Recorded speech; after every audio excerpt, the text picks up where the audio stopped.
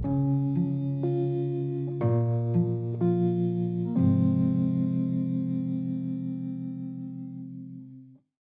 to the podcast. My name is Father Bill W. I am an Episcopal priest, and I live here in Austin, Texas. Have had the gift of recovery since December the 27th of 1972. Very grateful for that and for all the people who put up with me and helped me and directed me along the way. Somewhere along that way, I got a little bit lost in terms of the depth of the spirituality that had first attracted me to the program. And it began for me a series of encounters with people who could help me understand the original program a little better than I had it in my own workings. And that is what these podcast series are about, helping people get a deeper appreciation for the transformation that is really available to us through the 12-step program, and that it's perhaps gotten a little weakened over the years, and getting back to the original form is going to be helpful for many of us who need that kind of structure. And that's what we're doing on this particular series. We're diving into the Pioneer program. And that was the program basically that was being worked with the first 100 or so alcoholics in the period from the winter of 1934, when Bill Wilson first got sober, up to the spring of 39, when the big book was finally published. And my guest in leading us through this series is Matt D. Matt is the executive director of the All Addicts Anonymous Fellowship, and AAA, as it is known, was begun by Tom Powers. He was a man who had Bill Wilson for a sponsor and who helped Bill write some of the key AA literature, including the books 12 Steps and 12 Tradition that many of you are familiar with, AA Comes of Age, and the second edition of the Big Book. And although Tom deeply loved AA, thought it was the greatest thing since sliced bread, divinely inspired, he also worried that as it evolved, it was in danger of forgetting its roots and perhaps watering down the original pioneer message. So that's what we're here to trace and perhaps discover for ourselves. So welcome, Matt. You've been a great guide leading us through this series, and sometimes it's good to remind ourselves of this stuff too, isn't it? Oh yeah, God, yes. Yeah. So I know AAA has very extensive archives, and include some of the pioneer program literature. And for this episode, I've asked you to bring up another piece from the basement that could kind of help us understand some of the evolution of AA, how it began, what happened in some of the early days, and particularly focusing on the steps and the four absolutes. So what did you bring us? Did you find something down there that could be of some help? So a lot of stuff down there. Yeah, so I brought in obviously we've been talking about the Pioneers program, starting off with four absolutes, and the four absolutes evolved into the steps. I brought in a piece that it's called the 12-Step Ladder to God Consciousness. And it's just a piece written by Tom Powers Jr. Tom Jr. was also the author of the article Gresham's Law and Alcoholics Anonymous. And he said so himself, he was something of the Aaron to the Moses, in the sense that he was the mouthpiece for his father, who he was one of the first people to have a chronology of AA. He was the primary person behind the book AA Comes of Age. So he was very familiar with the AA story, because really, in a sense, he was kind of the first historian, first person to really pull that material together and put it in book form. But he also, as you mentioned earlier, was telling not just the development story, but also brought up the concerns of a devolution, a watering down that could happen and happens in not only in spiritual movements, but happens in the lives of the individuals that are part of that spiritual movement. And he himself was always, it seemed like one of his central messages, if you could put it into a couple of words, was wake up. He used to say it all the time, wake up, stay awake. And obviously that's not only just a theme that you find in Christianity, but the Buddha is the awakened one. I mean, it's in all religions, this thing about waking up, and really the enemy itself is spiritual sleep. And sleep is a thing that occurs to individuals. It occurs to movements. They fall asleep, they forget themselves, and can find themselves kind of sleepwalking, if you will.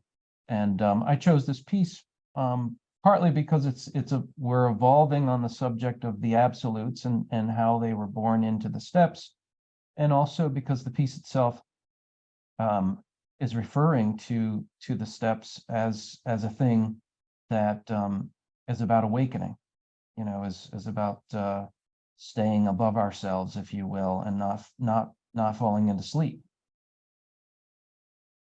Right, and the steps became a path. In the article, it talks about various religious movements, spiritual change movements, often have a ladder image to them, and Tom Jr. talks about that in the article as well, that they're to lead us to something, and you need to know where you're going. I often will tell people, now when you're starting out this 12-step deal, look at the goal, look at 12. Don't wait till you've gone all through them. You need to know in the beginning where you're heading. Yeah. So if you put the ladder against the wrong wall, it ain't going to get you where you need to go. Yeah, and most of us, Maurice Nicoll, who was an inspiration to Tom and many others, he kind of describes one's life as a horizontal line that where we experience time. There is your past, which is behind you, and then where you are at the present moment is obviously present, and then there is your own future. And intersecting that line is a vertical line, which relates to a ladder, right? And the vertical line is a thing that deals with, you use this word a lot. I've been listening to our, I listen to these podcasts after we do them, hopefully not because out of narcissistic reasons, but you use the word transformation often. Yeah. The horizontal line that we experience life, this is where addicts are focused. They think of life events, right? Like if I could get out, if I had a different wife or a different job, or, if I can, it's the geographical cure. This is how we experience life and time. And we often talk about life in that way.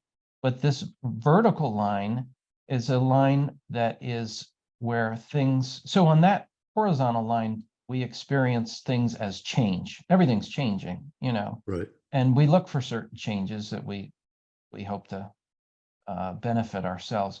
But the vertical line is one that has to do with a transformation. That's the word you've been using a lot. It's not just life change. It's about transformation, and that means change of being. And change of being has to do with ladders. That has to do with where are you inside yourself. The other one is obsessed with outer events, but the ladder relates to internal. And this is what the program is all about. This is why I think many of the attempts given by medicine or even psychiatry, as good as those things are in themselves, fall short, because they do not relate to the latter. They do not relate to things that are internal and a change of being.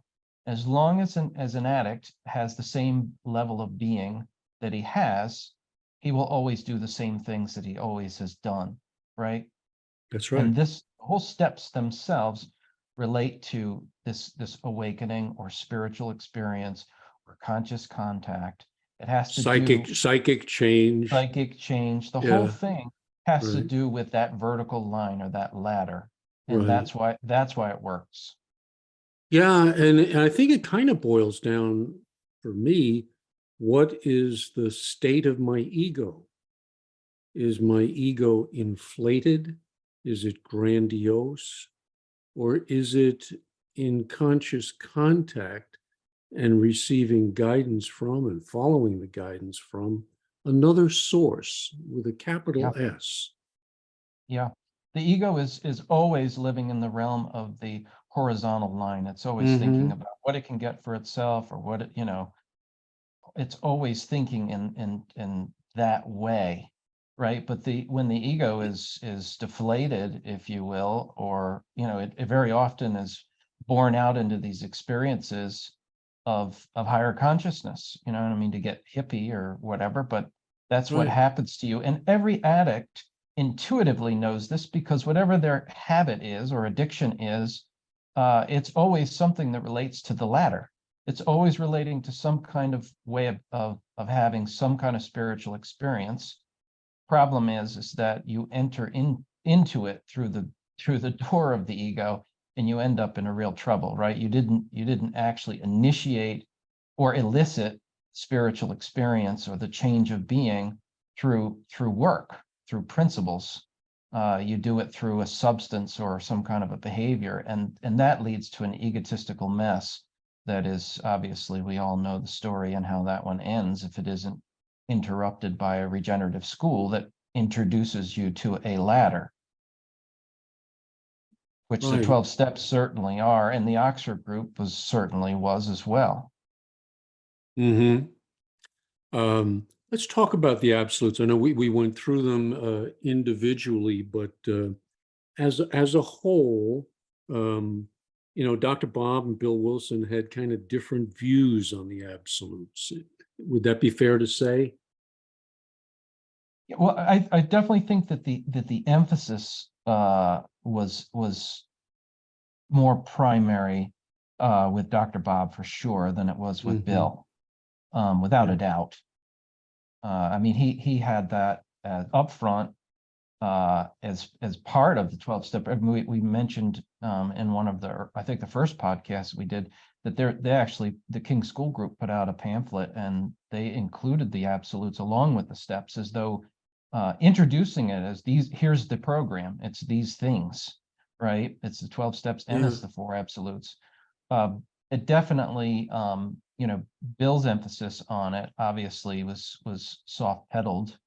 There may have been some public relation reasons for doing it or something at the time, and it seemed very much he was very concerned about the movement, Right. and I think that he had some concern there. But Dr. Bob, all the way through from beginning to end, even in one of his last major talks, said that the absolutes still hold good. Right. Thank God he said that. Yeah, right. And the absolutes in your literature with AAA is they're not claims of attainment, but goals towards which we strive for living a new life with an altered consciousness. Yeah, Paraphrasing there, yeah, but that they play a huge role in keeping me on course, knowing where I'm going. yeah, And I'm going to hit a lot of rough spots along the way. That's to be expected. It's not that I've achieved this status. This is kind of I mean, they came from the life of Jesus historically. I mean, that's where they evolved from, right? And yes, Oxford Group picked them up as kind of helpful guidelines If you want to have a changed life, are you honest? Is it pure? Is it unselfish? And most of all, is it loving? Yeah, also there's this thing where we talked about this in the last episode, the absolute love. Yeah, There is a tension that is set up when you have something like the absolutes in your picture. If in that tension, born out of that, it's like but what is born out of that is something, the opportunity for something so much higher. Without that actual tension, it's like, if you tried to, making a diamond, for instance. I mean, there's a massive amount of tension that is involved, in that process. It's like, if you're going to be in any kind of regenerative movement that is going to transform a human being, it has to be done in tension. right. It's just the way it is. And the absolutes are given. I think that's misunderstood by many. And of course, it's easy to misunderstand it. You hear, oh, absolute, oh, I'll never do that. So Right. screw it. I'm not going to do it at all. Mhm. And it's like, no, when we're striving towards union with God, God is perfect, right? And the movement towards perfection is our aim. Obviously, we are going to fall short of it, right? We will. But if we take ourselves out of the environment in which the tension is present, we're not going to make a diamond in this process, period. And I think that's what these absolutes, why they're so key. And I think it's why the wisdom of Dr. Bob to include them along with the steps is key, because as we'll get to here, the steps themselves, as they evolved, if you will, Mhm. they became such things as suggestions and so forth. You see that if they aren't anchored into the absolutes, they can just float off into the ether, into your own imagination of what they might mean and how to do them. And that's why I think it's so critically important that we're talking about this stuff, and about the Pioneers program, because they weren't, this way of life was anchored into these absolutes for these men and women. Right. And even though Bill may not have talked about it as much, and he himself fell short in many ways, and I'm sure Dr. Bob did in his own way, and all of us are. They were anchored in there, and without that anchor, you're just floating out to sea, you know. There was a reference in Ernie Kurtz's book where Wilson is quoted as saying he put them into steps 6 and 7, the absolutes, and that opened them up for me in a wholly new way. Those Yeah. steps, I mean, it opened those steps up. Yes. That's what we're talking about there. I think he got that from Tom Senior, who put that in the book, The Answer to Addiction, that very thing. And he, of course, he would have known, because he discussed these things with Bill Wilson, endlessly for a matter of many, many, many years. Yeah, and it really rings very true when you read the 6 and 7 in the 12 and 12. Yeah. Yes. I mean, it's heading for Yes. perfection. There's no question Yes. about that. Yes. Yes, that's right. It's not progress. I mean, I've had that argument with people for years. It's progress, not perfection. So we aim for progress. Well, no, if you aim for perfection and you settle for progress, that's a different standard. Yes. And Well, it's it's important.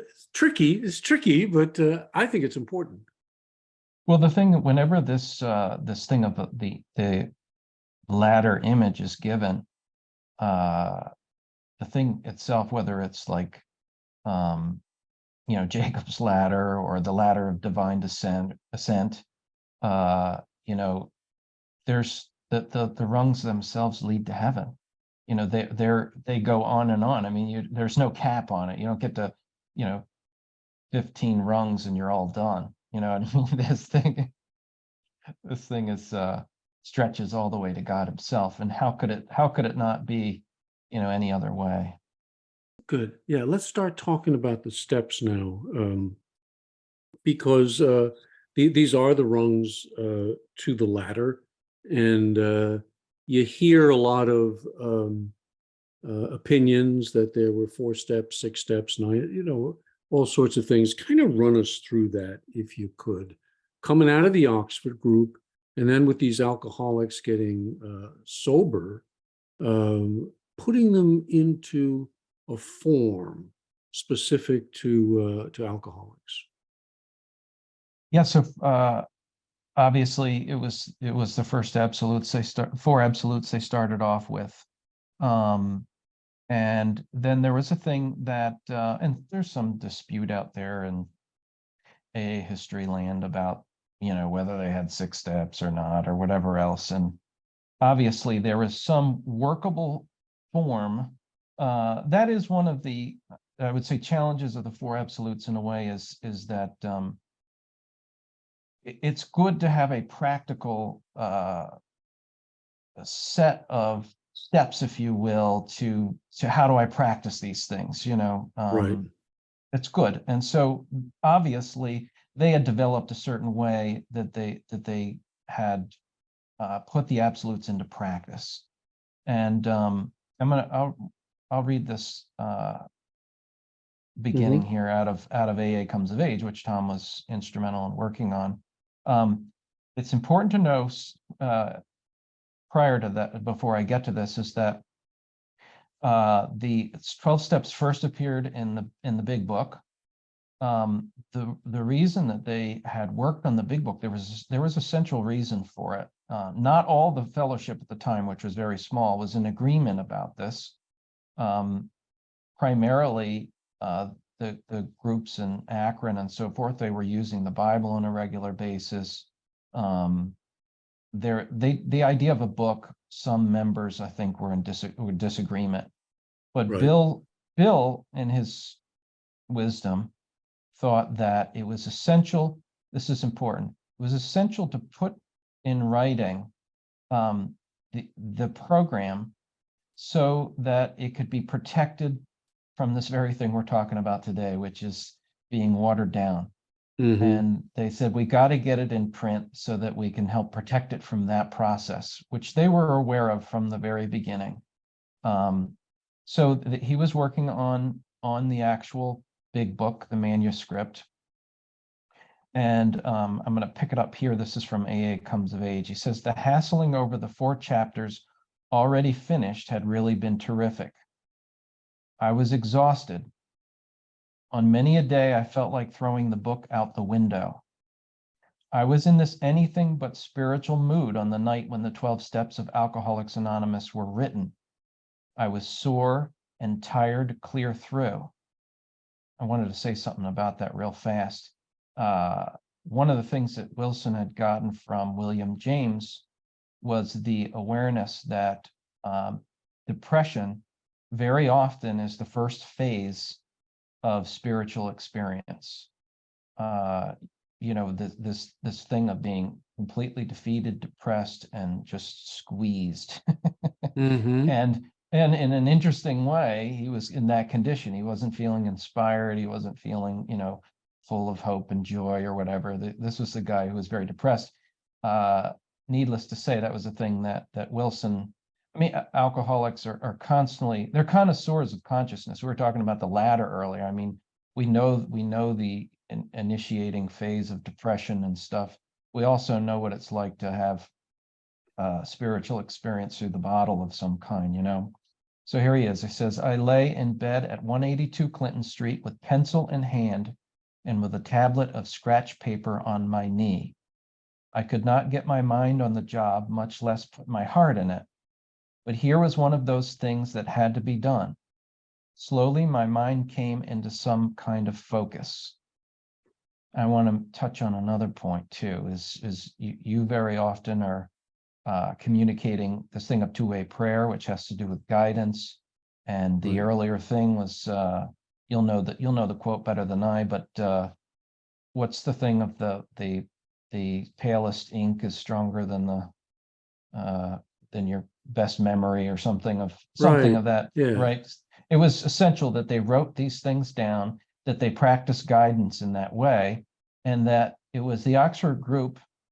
It was literally the Oxford group practice of guidance that produced the 12 steps. He had paper. He asked God to, guide him, and he started to write. He didn't even feel very inspirational at the time. Mm-hmm. And what he ended up writing, in a way, was the guidance for every addict that was ever to come forward after his experience. So here goes. He says, since Ebby's visit to me in the fall of 1934, we had gradually evolved what we called the word of mouth program.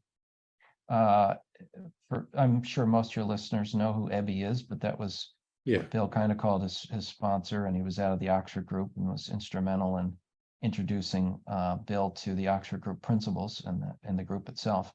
Most of the basic ideas had come from the Oxford Group, William James, and Dr. Silkworth.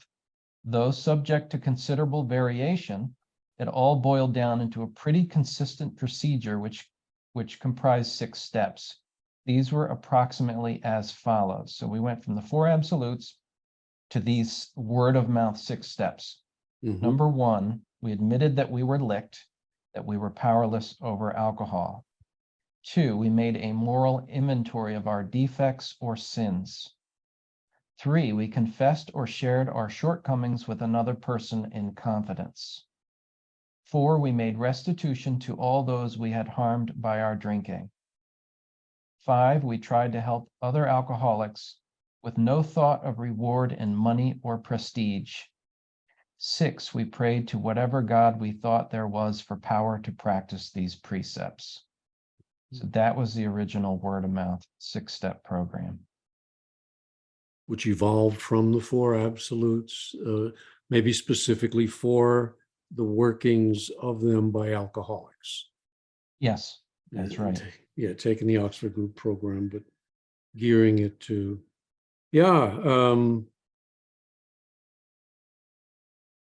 so the Oxford Group did not have steps.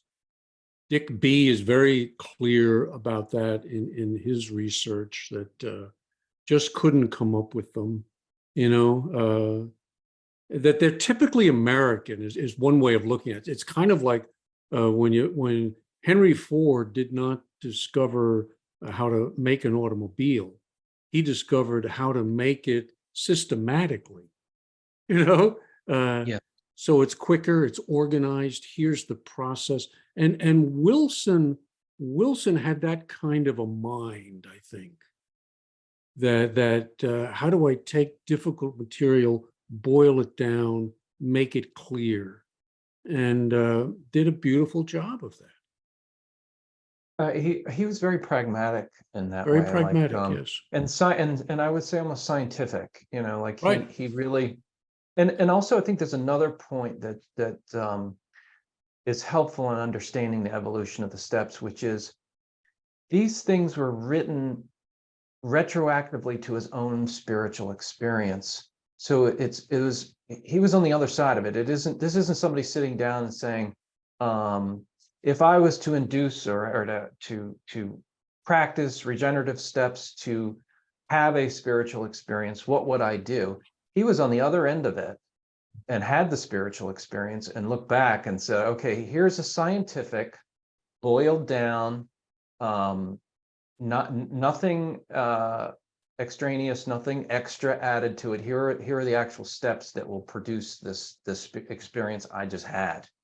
In essence, I mean, I don't know if he's thinking exactly in that way. Obviously, he's sitting there depressed and not, he's not.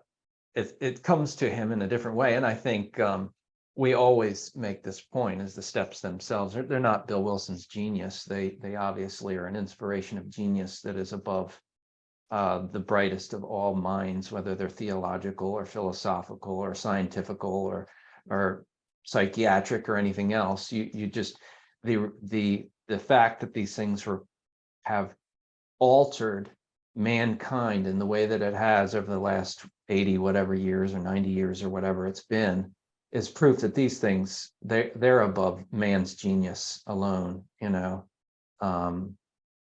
and you see it. I mean, life is altered. 100 years ago, you had no solution for the problem of addiction. 2 people out of 100 might find a way to abstinence somehow. Everybody else pretty much was destined for death or asylums or what have you. And now we actually have a solution, and it came out of this whole experience, this movement, and the power that was there, power of the absolutes, really. Mhm. Yeah, we keep coming back to that, don't we? Yep. I visited, I've told listeners this before, but James Houck, who got sober in the Oxford group the day after Wilson did.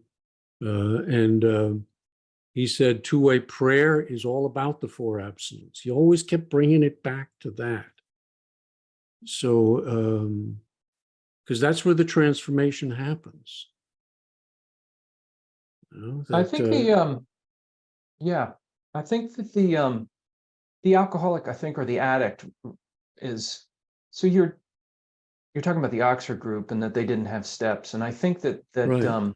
they were very much trying to be led by inspiration from God. And I think, I don't know, but it seems a little bit like it was be contraindicated to, now they had the 5 C's and they had different, the 4 absolutes and different things, but the actual interpretation was to be done between man and God and the help of someone else. And the idea that there was steps for everyone probably would have seemed a little bit contrary to the inspiration that they were trying to get directly from God. And they were serious people.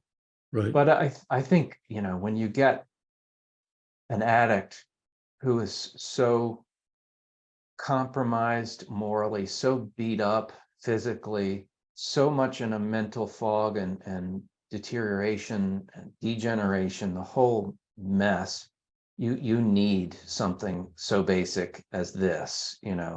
Number 1, you do this. Yeah. Number Right. 2, you do that. Yeah, exactly. You gotta have that. Yeah. So Yeah. Now the steps themselves. So when Wilson was writing them under guidance, he penned them in a certain way, but then the evolution continues, eh? Um, so they got changed from what he originally wrote. Am I correct? they did. Now, there were a number of manuscripts that went around. We didn't go into great detail about the background of the steps being written, but the bottom line is, as the big book was starting to be pulled together, he mentioned it a little bit here about how there was there was some arguing and stuff. That is an absolute understatement. It sounds like the entire fellowship was ready to break apart based on this project of pulling this book together. I mean, we don't realize how much blood, sweat, and tears went into this thing, and how much arguing and everything else. Mm-hmm. Can you imagine trying to write a book with 100 other people saying to you, Yeah. "Oh, I don't like this," and "Oh, I don't like that," and "Put this here," and "Put that there," and never mind, they're all within 1 or 2 years at the most of actual abstinence from terrible, alcoholism and stuff. I mean, and here they are in the middle of all of that, and somehow this thing gets born out of it. Again, that I keep making this reference to tension. It's like, Right. inside tension, a thing actually can be born and evolved out of it.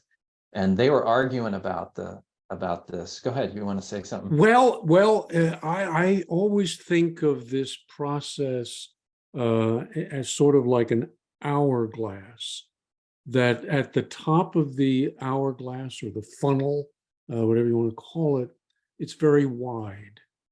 And as they changed the steps, it was they didn't want to scare people away. They wanted to make the door, the entry point, as wide as possible, and then begin to funnel it down. So that's what I see going on in the rewriting of the steps. If it's too theological, well, let's try to take that point out and make it more universal. Okay. If it's like on your knees, I think was in the original version, you did 6 and 7 on your knees. Well, maybe that's too much. So we'll take that piece out as an accommodation to not scare people off, make it look too religious. I mean, that's my understanding. Would you go along with that? Yeah, I definitely would. So the six-step word of mouth program would have existed between 1935 and 1938. Mhm. When they're starting to put the book together, it's 1939, 12 steps first appeared. I wanted to say that along with trying to do this book project to begin with, which was so that they could solidify the program, protect it from being watered down. When Bill was working on the steps, he was thinking to himself that this, at least this is the way he said it, is that these kind of word of mouth 6 steps, they need to be more explicit, Right. right? But he had a goal in mind for himself, which is, and this is his own words, there must not be a single loophole through which the rationalizing alcoholic can wiggle out. Right. So I think they're thinking deeply about not giving a back door.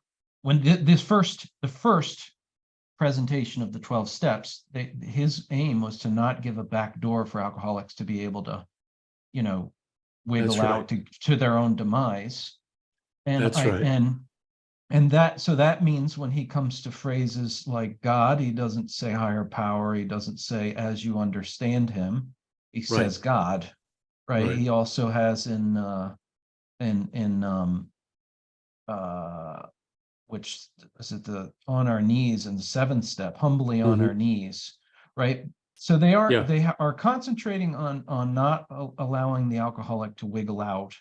Right. They're also very concerned, and I really think this is an important thing. This is behind their thought process behind the evolution of the steps. They're very concerned about not adding a feather of psychological weight on top of the alcoholic's already very difficult psychic, condition. Like, they didn't want to put an additional burden on the alcoholic in any way. They wanted to just have these things be completely stripped down of anything unnecessary or additional. They wanted it to be as lean and compact as possible because they were very concerned Mhm. about the alcoholic, and they knew he was in tough shape. His ability to comprehend theological things or philosophical things is going to be, unbelievably impaired. And they wanted to be able to bring something forward that was considerate of their condition and state of mind. So that was along with the fact that they don't want to give them any kind of place to wiggle out, right? So that was a major part of what was behind pulling these steps together. Right. Yeah. Well, that's interesting, Matt. So it's like Wilson wanted to get it real tight in his description of the process, so you can't wiggle out. But simultaneously, then over as the manuscript gets debated and such, how can we keep the essence and yet make it as attractive to alcoholics as possible? So there's you spoke earlier of a tension, and you really feel that in when you start to study this evolutionary process. There is a tension that's going on. Yes, there is, there was a tension certainly in the group.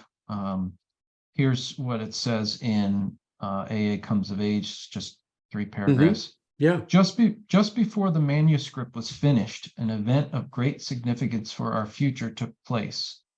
At the time, it looked like just another battle over the book. So this is now segueing into what they did with those original 12 steps and how it's presented, how it is seen now, which we'll just call it the compromise 12-step program. I don't mean compromise necessarily in a negative way, but how it's presented now. So when they had made these alterations, not on your knees, they use higher power, they use God as you understand him.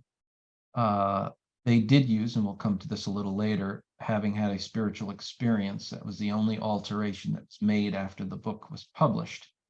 So he goes on, the scene was Henry's office in New York, in Newark, where most of the writing had been done. Present were Fitz, Henry, and our grand little secretary, Ruth, and myself. So there was Fitz Mayo and Henry. Those guys were very heavily into introducing not just religious but Christian ideas into this thing, right? So the secretary, Ruth, and myself, we were still arguing about the 12 steps. All this time, I had refused to budge on these steps. I would not change a word of the original draft, in which you will remember I had consistently used the word God, and in one place the expression on our knees was used. Praying to God on one's knees was still a big affront to Henry. Fitz was the one that was very, Christian in his orientation, and Henry would have been very much the opposite. Yeah, Hank Parkhurst, that is. That's correct. Yes, that's correct. Who Tom actually got to know. They were in Towns Hospital together, if you can believe it. They shared a room together, and he said he learned more in those 2 days drying out next to Hank Parkhurst about AA history than he ever did any other time. Oh, God. Praying to God on one's knees was still a big affront to Henry. He argued, he begged, he threatened. He quoted Jimmy to back him up. So that's Jimmy Burwell, who was out of Jimmy Burwell is where we got the expression "God as you understand him." That was his contribution to AA. He was positive we would scare off alcoholics by the thousands when they read those 12 steps. Little by little, both Fitz and Ruth came to see merit in his contentions. Though at first I would have none of it, we finally began to talk about the possibility of compromise. Who first suggested the actual compromise words, I do not know, but they are words well known through the length and breadth of AA today. In step 2, we decided to describe God as a power greater than ourselves. In steps 3 and 11, we inserted the words God as we understood him. From step 7, we deleted the expression on our knees. And as a lead-in sentence to all the steps, we wrote these words. Here are the steps we took, which are suggested as a program of recovery. AA's 12 steps were to be suggestions only. Such were the final concessions to those of little or no faith. This was the great contribution of our atheists and agnostics. They had widened our gateway so that all who suffer might pass through, regardless of their belief or lack of belief. God was certainly there in our steps, but he was now expressed in terms that anybody at all could accept and try. Countless AAs have since testified that without this great evidence of liberality, they never could have set foot on any path of spiritual progress or even approached us in the first place. It was another one of these providential 10 strikes. So the whole thing behind this was to put the initial rung of the ladder down low enough that just about anybody could put their foot on it. Now the problem was, especially with the last alteration or compromise that they made, where the steps were put forward as suggestions, that lessens the tension we were talking about earlier on progressing up that ladder, right? Opens the door to, well, choose this one, choose that one. We're very accommodating. You don't have to do the whole thing. Do the parts that you like. Leave the rest. The one thing that it did is it never changed the program per se. Each individual can elect for themselves how they're going to practice this program. As a matter of fact, if you want to get on your knees or, refer to God as God and not as higher power, or every member can elect for themselves how they're going to do this thing. However, there is a conflict, in my view, between presenting the steps as suggestions, and then your original intention being, I'm going to present these things so no alcoholic can wiggle out. You've Right. now of course, I was not chosen, in this process to put these things down or to work through, obviously God had picked these pioneering men and women for some reason, and this is a heck of a challenge that was here. And of course, this is a divine thing. This really did come from God and not from the genius of these men and women, although their inspiration was key and their genius was key and their part that they played was key. And we all owe that to them. But that's a heck of a thing to try to present a thing where you can't wiggle out and then also give it as a suggestion. It does, and we'll talk about this, I guess, in our last podcast, which will be next week. That chapter 5 and what AAA or Tom had pulled together called the 10 points. If you read the 10 points and you look at the steps as though they are suggestions, they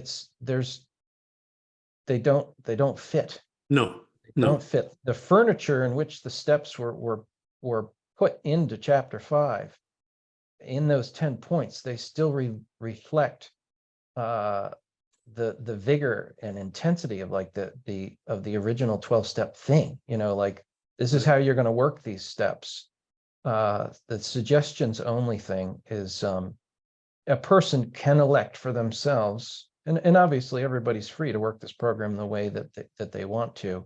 But if a person elects to practice this thing as though a suggestion, what's the joke that they give? It's like the guy who jumps out of the airplane with the parachute, and the instructor says, count to 10 and then pull that ripcord, but that's only a suggestion.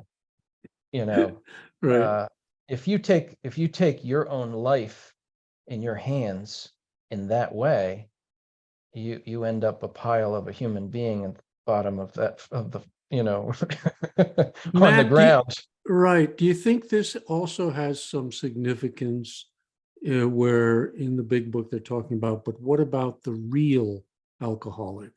That there are some for whom working a very moderated, choose what you will kind of program, it's not going to be sufficiently strong to bring about the change that's necessary. I don't know how much forethought they had. I'm assuming that they did, but everybody I think that first got in the program, and They were certainly real. the first 100 that got in, there was no question. Like, Yeah. I think if you read the Gresham's Law piece, you see that an evolution had occurred in the movement itself somewhere within, after the Plain Dealer articles had come out, and then definitely when the Jack Alexander article came out, the fellowship had just swelled its doors. It went from, several hundred to, thousands, and then 12,000. I mean, it was overnight. Right. And the kind of attention that was involved, this thing, where they're coming out of the Oxford group, where you'd sit down with someone else, they would share with you about their own failings and sins and what they've done in their life and the amends process they've been through, and then you would get on your knees and give yourself to Christ, and then you would talk about where you've been at and what you've done, and then you'd set out to go make your life right. I mean, this was a lot of very intimate work, one with another, and then all of a sudden you've got thousands of people getting through the door, and a guy had a week or two to spend with you, and he'd pick you up at the hospital and he'd take you to a few meetings, and and then he'd say, go out now and go do that with somebody else. And at that same time, another development occurred, which was they took the program really in the beginning as do it this way or else. It wasn't really a suggestion program. It was like, do it. Dr. Bob was He was tough. he was tough. Do this thing or, get lost in essence. I myself don't think that is unfeeling in any way. If a person is not yet ready, and in this piece written by Tom Jr., he talks about that regenerative programs are often shrouded in camouflage, if you will, because those that enter into this thing with intellectual arrogance of a certain kind, if they're first of all, the intellectual arrogance is going to be a bar for them. But if they somehow were able to progress beyond that to spiritual awakening of some kind, it would do them harm, you know. And so you come into this thing, and if you're not really ready to do the whole thing, well, then wait till the ego is sufficiently, you know, dissolved or softened so that you can accept this thing. And Right. an addict knows the condition of having spiritual experience with a hardened, inflamed ego. You know, they're doing it with booze or drugs all the time. That is a terrible thing. And a regenerative program doesn't do that. And anyway, so they had these members coming in. They didn't have the time to work with them. And the other development, again, that occurred at that time was it was kind of became on a basis of you know, take as much as you want. John Barleycorn's got a big stick. He's going to whack you if you don't do the right kind of program that you need for your own self. Prior to that, it was all strong AA. Yeah. At that point, it basically the people could take it the way that they wanted to take it, and it was up to the individual. And when you have that with suggestions only, there is a freedom that is there that you know, it's just a fact that within that freedom can be an abuse. You know, a person really can elect for themselves something less sufficient than a stronger dose. And then, of course, they'll end up either drinking again, which is, I think, what they felt. You know, AA is a very anarchical, you know, fellowship, if you will. They didn't have rules and you know, bosses and stuff. You know, this is it's going to have this liberality. But if you take that liberality in a wrong way, you could do yourself a lot of harm. Exactly. This is why I'm interested in the Jungian contribution to the spiritual transformation as well. I mean, to me, they kind of go hand in hand, because Jung gives us a better understanding of the nature of the ego.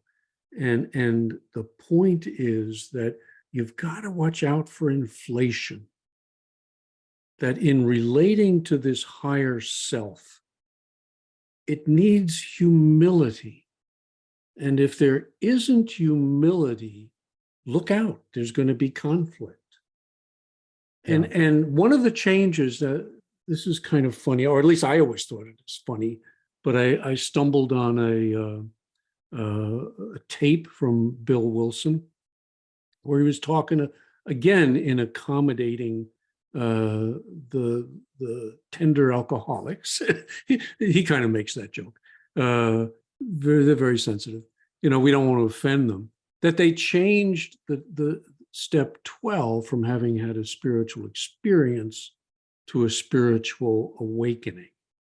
And again, I think it was done in the spirit of what we've been talking about here, of not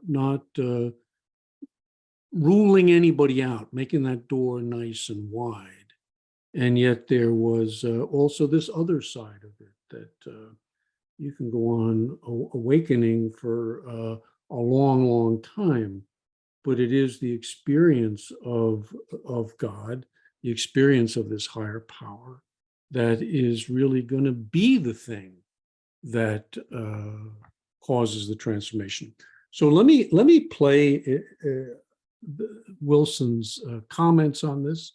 I've done it before, but I like a good joke, and this to me is one. And then on the other side, we'll ask you, Matt, to kind of comment on it. So this is Wilson talking about the shift from spiritual experience to spiritual awakening.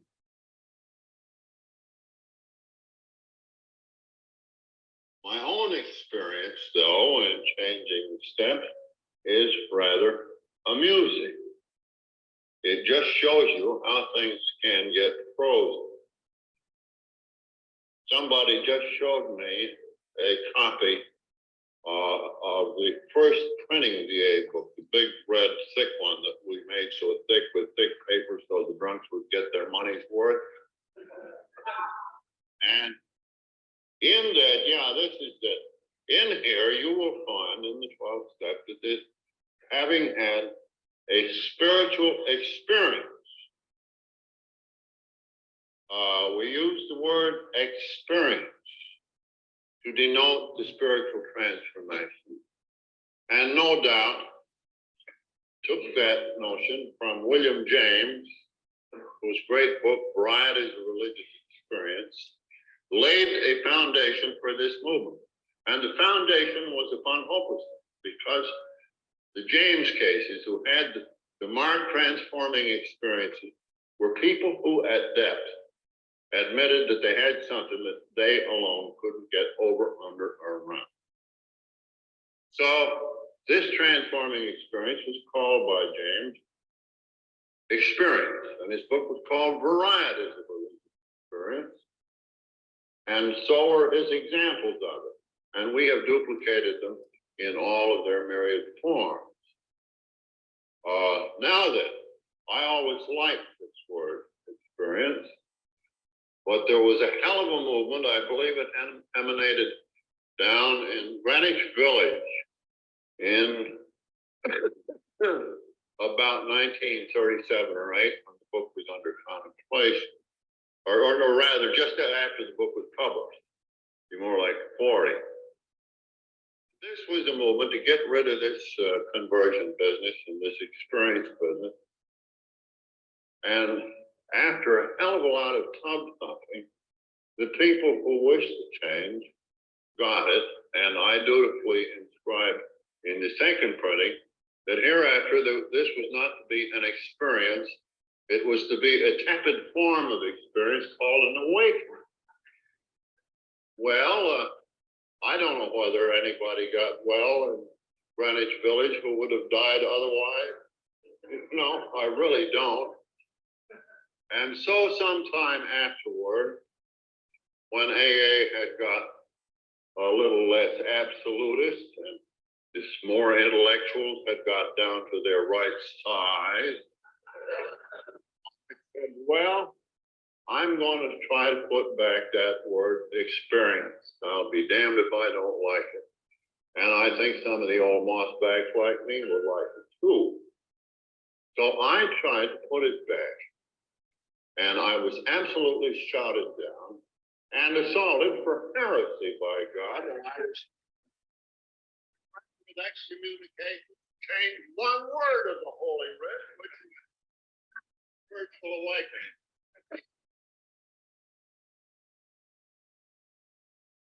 I think that kind of sums up the evolutionary process. I think it happens in the church, that here's the way it is, and now we're going to set this thing in concrete, and nobody is able to change it, and it becomes very mechanical and kind of keeps one from that experience, which is in Wilson's mind, and I'd agree with him. That's where the transformation occurs.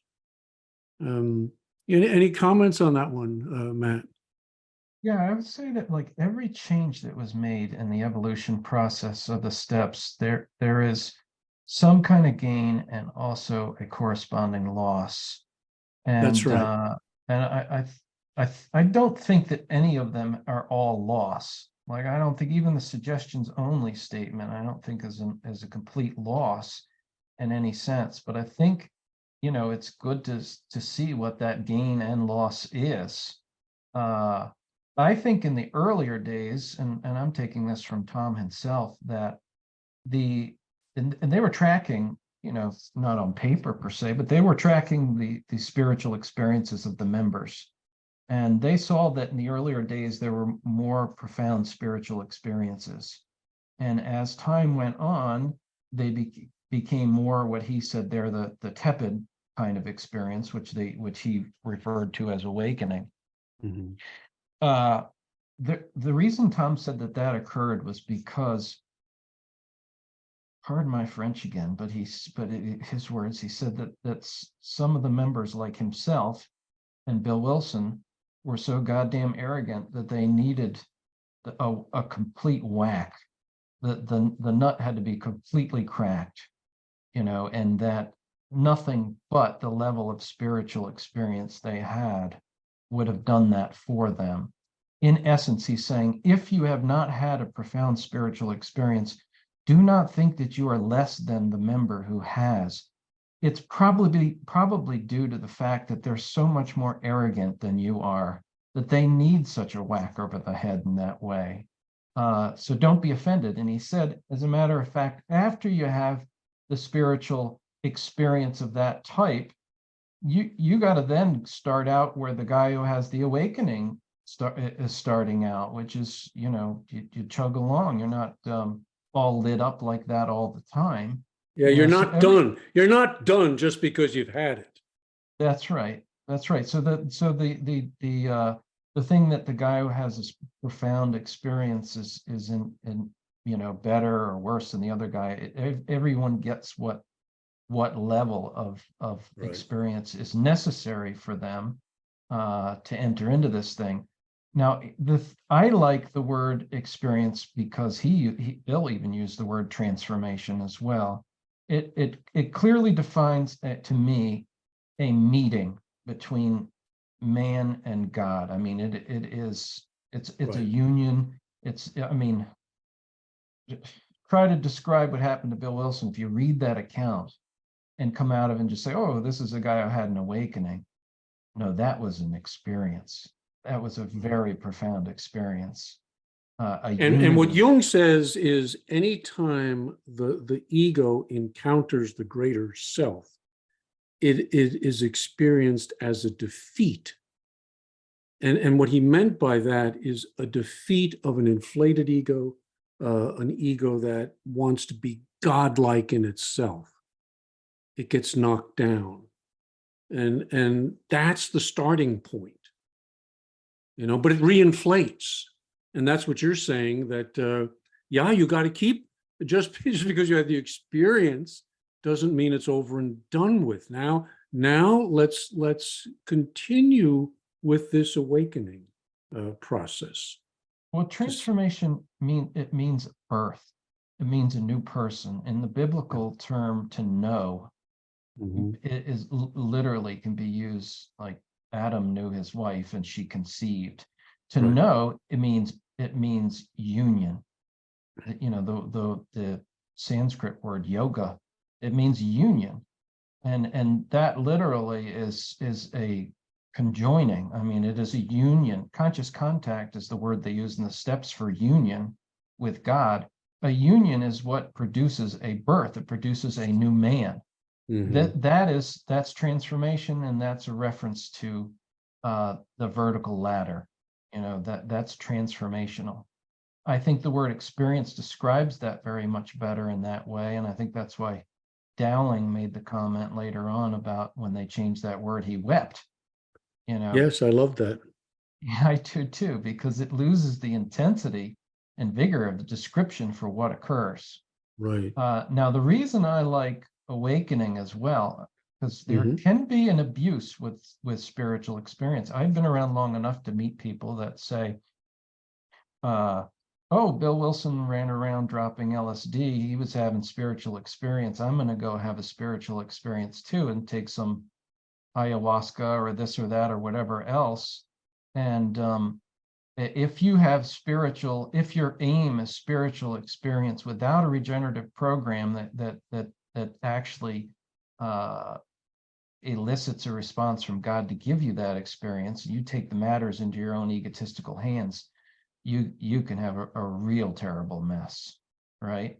That's right. And that's why I feel like experience, in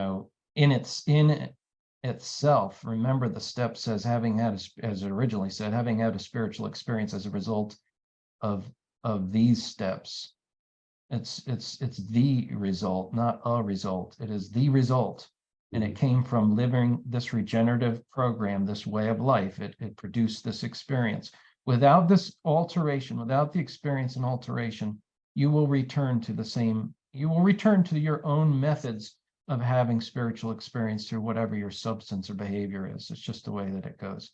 I like the term awakening because, again, the problem really does have to, the problem really is, it's not alcoholism or food addiction or whatever. It really is the depths of spiritual sleep.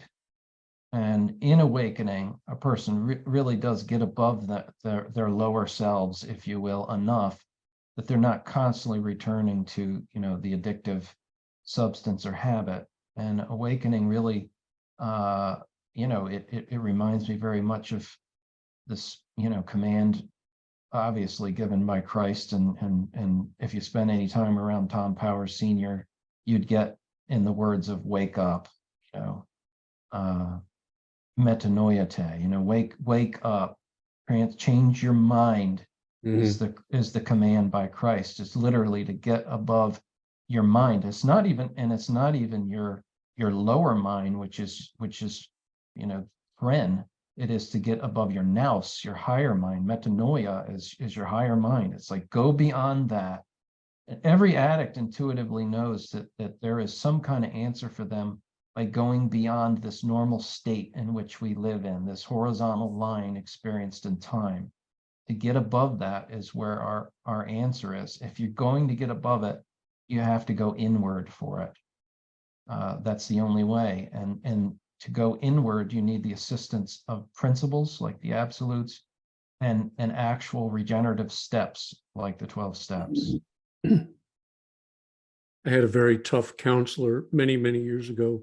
And when I first day in group, he introduces himself, says, I'm so-and-so, and I'm going to kill you. Now, he'd lose his license for that today, but I knew what he meant. I'm going to kill the you that's killing the you. Yes. And we ain't going to be Mickey Mouse about it. We're gonna really go deep. And so I think that's there is a balance here. There is a tension. There's something to be said for each. That's what I hear you saying. There's some benefits to experience. There's some benefits to awakening. But if we bring these two together, they're all heading in the same direction, which is the psychic change, the transformation. Call it what you will. Yes. And so thank you, Matt, once again for guiding us through this evolutionary process. I think it was really helpful to folks to understand that. And in our next episode, we're gonna go back and look at chapter 5 of the Big Book and pick out 10 points in there that are absolutely essential to bring about this transformation. And I look forward to that. So I thank you, Matt, for sharing with us your knowledge and wisdom and experience. Can I say one last Yes, thing? one more. Sure, go ahead. I'm always trying to hopefully bring something practical to these podcasts. And I just, after listening to this, I'd say, okay, well, what practical thing? I would say to remember the aim of spiritual experience and spiritual awakening.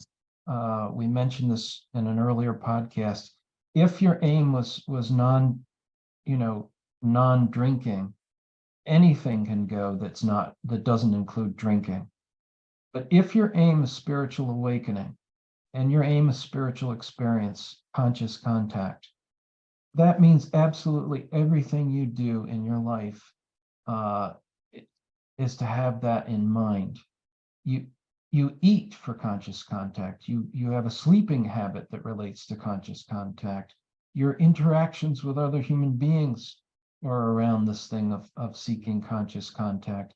If you have that as an aim, and each person, can elect to make that their aim one day at a time. I know it's not program language, But that is our aim here, and it means that each thing that you do can be checked. You know, where am I at on this ladder in relationship to spiritual awakening and spiritual experience? And you go through all the ways and, you know, of your life, all the things that you do, all your interactions and relationships to things, how you work on a job, how you relate to your wife, how you relate to your kids and your friends, and all of it with the aim of conscious contact and spiritual awakening. If you have that in mind, you're going to fall short. Obviously, we you know, where you are on this ladder is there's much progress ahead of us, above us. But to begin to start to think in this way and to pray for the help to go up that ladder and to use the steps that actually help you get there. That's a thing each person can do if they elect that for themselves. Well, thank you for that. That was important to add. And in the spirit of Dr. Bob, keep it simple. Yes. So- Yep. Okay. Well, thank you, Matt. Thank you guys for listening. Hope this episode was helpful to you. Come on back next week.